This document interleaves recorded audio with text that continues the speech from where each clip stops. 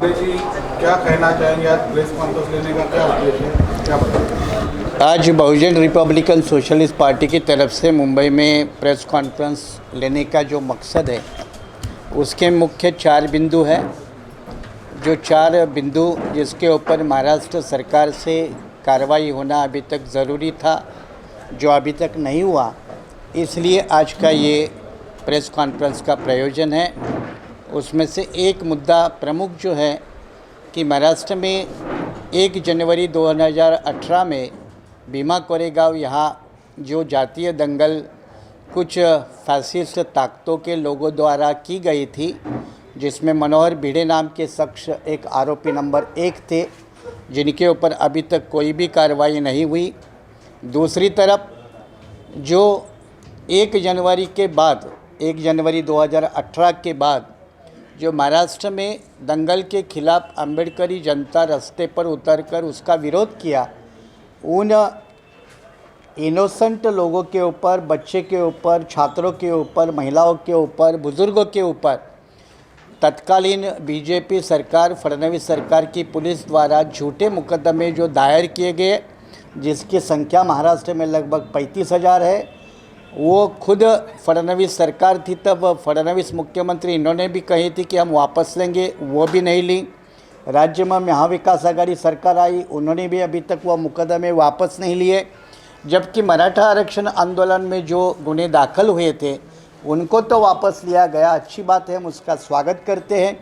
लेकिन अम्बेडकरी आंदोलन के जो लोग हैं उनके ऊपर जो बेबुनियाद और झूठे मुकदमे दायर किए वो अभी तक सरकार ने वापस नहीं लिए। इसके बीआरएसपी इस पत्रकार परिषद में धिक्कार करती है और वर्तमान मुख्यमंत्री और सरकार के निर्देशन करने वाले लोग, गृह मंत्री, इसके ऊपर गंभीर सोच विचार करके जो कमेटी बनाई है उस कमेटी द्वारा जांच करके ये मुकदमे वापस लेने का तुरंत फैसला करे, ये उनसे अपेक्षा रखती है।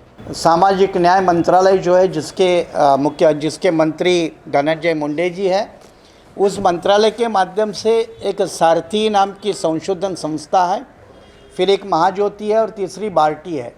सारथी मराठा समुदाय और तत्सम समुदाय के लोगों के लिए है, महाज्योति राज्य के ओबीसी समुदाय के लिए है और बार्टी नाम की जो संस्था है वो अनुसूचित जाति जनजाति इन समुदाय के लिए है। लेकिन जितना बजट सारथी और महाज्योति को उपलब्ध किया जाता है उतना बार्टी को नहीं किया जाता।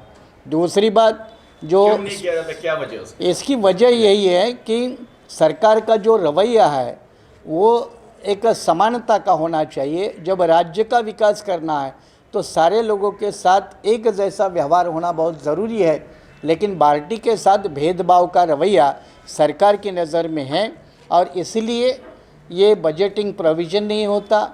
दूसरी बात, जो छात्रों के लिए नियम और अटीज़ है, क्राइटेरियाज़ है, उस क्राइटेरिया में भी भेदभाव है। ज़्यादा क्राइटेरिया बार्टी के छात्रों के लिए है और कम क्राइटेरियाज़ ये महाज्योति और सारथी संस्था के छात्रों के लिए है। और इसीलिए हमारी ये गुजारिश है सरकार से, बार्टी संचालक से, कि भाई ये जो डिस्क्रिपेंसीज़ है, ये जो विषमता है, ये सरकार, शासन और प्रशासन के स्तर पे नहीं होनी चाहिए और इसको तुरंत ख़त्म करके, चाहे महाज्योति हो, चाहे सारथी हो, चाहे बार्टी हो, ये तीनों सामाजिक न्याय अंतर्गत महाराष्ट्र मंत्रालय के द्वारा जब संचालन होता है तो तीनों संस्था के माध्यम से एक समान रूप से व्यवहार की अपेक्षा है। ये आज का दूसरा मुद्दा पत्रकार परिषद के माध्यम से है। तीसरा जो है कि सावित्रीबाई फुले, जिनका शिक्षा में योगदान के बारे में सभी लोग जानते हैं, जिनकी हाल ही में जयंती हो गई है, उनके नाम से 3 जनवरी 1992 इस दिन के 30 साल पहले लगभग SC, ST, DT, NT, VJNT और दारिद्र्य रेखा के नीचे रहने वाले परिवार, इनकी लड़कियां जो क्लास 1 to 4 तक पढ़ती है, इनके लिए सावित्रीबाई नाम से एक शिष्यवृत्ति योजना लागू की थी। उसका मकसद था कि जो भी बच्चियाँ 1st to 4th स्टैंडर्ड तक जो स्कूल में आएगी उनको रोज़ का 1 रुपया दिया जाएगा, मतलब महीने के 30 रुपये मिलेंगे। अब वो 30 साल हो गए लेकिन उसमें कोई बढ़ोतरी नहीं, उसकी कोई मॉनिटरिंग नहीं। और इसलिए बिहार एसपी ने इस पत्रकार परिषद से मांग किया है कि ये बहुत निगलेक्टेड मुद्दा है, सरकार द्वारा कभी भी इसके ऊपर ध्यान नहीं दिया, इसलिए कम से कम पर डे 10 रुपीज़ मतलब मंथली 300 रुपीज़ ये छात्रों को मिलना चाहिए जो गरीब परिवार से आते हैं। और उसका मुख्य मकसद ये है कि देश में जब लड़कियां पढ़नी चाहिए तब समाज आगे बढ़ेगा। इस तरह की जब बातें होती है तो ये गरीब परिवार की भी लड़कियां पढ़ने के लिए महाराष्ट्र सरकार ने अपना ध्यान देना चाहिए और इसके लिए उनकी जो सावित्रीबाई फुले के नाम की जो स्कॉलरशिप है उसको बढ़ोतरी करना चाहिए, ये मुद्दा है। सामाजिक न्याय मंत्रालय जिसके लिए बजटरी प्रोविजंस भारतीय संविधान के आर्टिकल 45 पूर्व प्लानिंग कमीशन के कई नियम इनके मुताबिक किया जाता है, जो प्रपोर्शनेट टू द पॉपुलेशन होना चाहिए, जो अभी तक आज तक नहीं हुआ।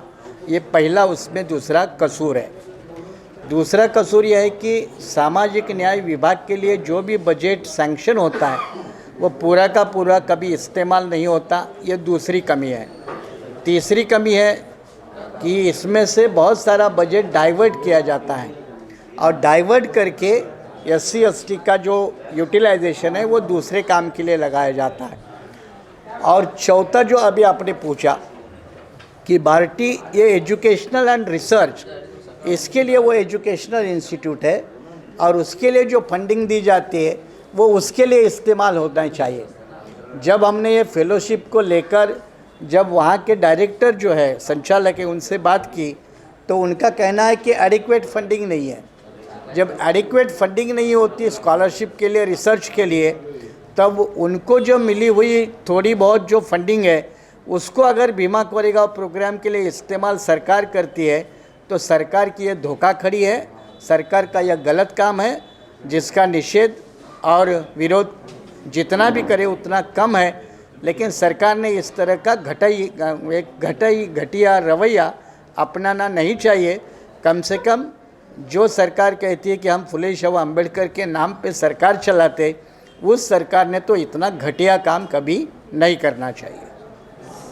और महाराष्ट्र राज्य आदिवासी विकास मंत्रालय जिसके माध्यम से छात्रों के वसतिगृह जिनकी आबादी लगभग 18,000 के पास है, इसके लिए जो फंडिंग इस्तेमाल होता है वो महाराष्ट्र गवर्नमेंट का होता है। और ये funding schedule caste component plan और शेड्यूल ट्राइब कंपोनेंट प्लान, इस माध्यम से वो फंडिंग आता है। लेकिन ये वसतिगृह चलाने के लिए जो टेंडर प्रोसेस होती है वो टेंडर प्रोसेस में SC/ST को कोई हिस्सेदारी नहीं दी जाती। इसके लिए हमने पहले मुंबई उच्च न्यायालय में एक PIL दाखिल की थी। मुंबई हाई कोर्ट ने उसके लिए कहा था कि 4% कम से कम आरक्षण उसमें SC/ST वर्ग के लिए होना चाहिए। उसका इम्प्लीमेंटेशन आज तक महाराष्ट्र सरकार ने नहीं किया और इसके लिए उसका पिछले हफ्ते हमने फॉलोअप किया, जिसके आधार पर महाराष्ट्र सरकार ने अब एक कमेटी का गठन किया है और जल्दी ये जो महाराष्ट्र में SC/ST विभाग अंतर्गत जो वसतिगृह होते हैं, हॉस्टल होते हैं, उनकी टेंडरिंग प्रोसेस में भी रिजर्वेशन की प्रोसेस सरकार ने लागू करनी चाहिए। ये 4 मुद्दों के ऊपर आज बहुजन रिपब्लिकन सोशलिस्ट पार्टी की आज मुंबई मराठी पत्रकार संघ में ये प्रेस कॉन्फ्रेंस रखी गई थी।